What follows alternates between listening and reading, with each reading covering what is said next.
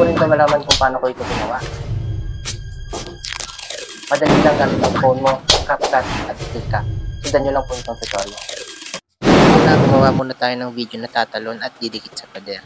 Save natin, tapos pumunta na tayo sa CapCut. New project. I-add na natin yung video na ginawa natin. Pagkatapos, i-select na natin kung ano yung gusto nating start ng video. Tap ang video, split, i-delete natin yung unahan. Tapos, itap lang natin dun sa part na nakatikit tayo sa pader, split, tapos delete yung dulo, i-delete na rin natin yung ending. Tapos, itap ang video, hanapin natin yung freeze para maging photo yung last part ng video natin. Tapos, papaisiin lang natin hanggang 1.0. Yan, ganyan lang. Yan, itapat lang natin sa naka-freeze, tapos screenshot natin. Tapos, i-edit na agad natin yung in-screenshot natin. Itap lang natin yan. Tapos, isakto lang natin dun sa picture. Kasi i-add natin yan mamaya sa Pika. Tapos, back na natin. Pumunta naman tayo sa photo. I-check lang natin kung na-save na ba yung screenshot. Ayan, na-save na. Punta na tayo sa Google. Sa Google, i-type naman natin Pika AI. Search natin. Tapos, tap natin yung Pika. I-sign in with Google. Piliin natin yung email na gusto natin gamitin.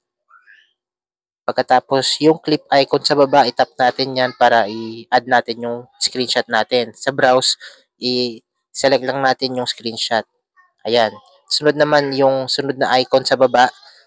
Tap lang natin. Tapos, pili tayo ng effect. Fill it ang piliin natin. Tapos, yung button naman na may cross, tap na natin. Hintayin lang natin matapos mag-loading, tapos i-testing na natin kung okay na ba. Yan, okay na. I-tap na natin yung download icon. Tapos, download ulit. Yan, hintayin matapos, tapos lumabas na tayo. Bumalik na naman tayo ngayon sa CapCut. Tapos, balikan natin yung video na ginawa natin kanina. Yan, i-drag lang natin papunta sa pinakadulo. Tapos, itap natin yung add. Yan, add natin yung galing sa Pika na video. Tapos, ayan, kung mapapansin nyo, mayroong watermark. Para maalis yan, takpan lang natin ng text. Itap yung text. Tapos, add text. Tap lang natin kahit anong gusto natin. Sa akin ang nilagay ko, naging sticker. Yan, tapos check. Tapos, i-drag natin dun sa may watermark. Kung mapapansin nyo sa video, yung watermark lilipat sa baba. Kailangan natin mag-add pa ng isa pang text. So, sakto lang natin yan.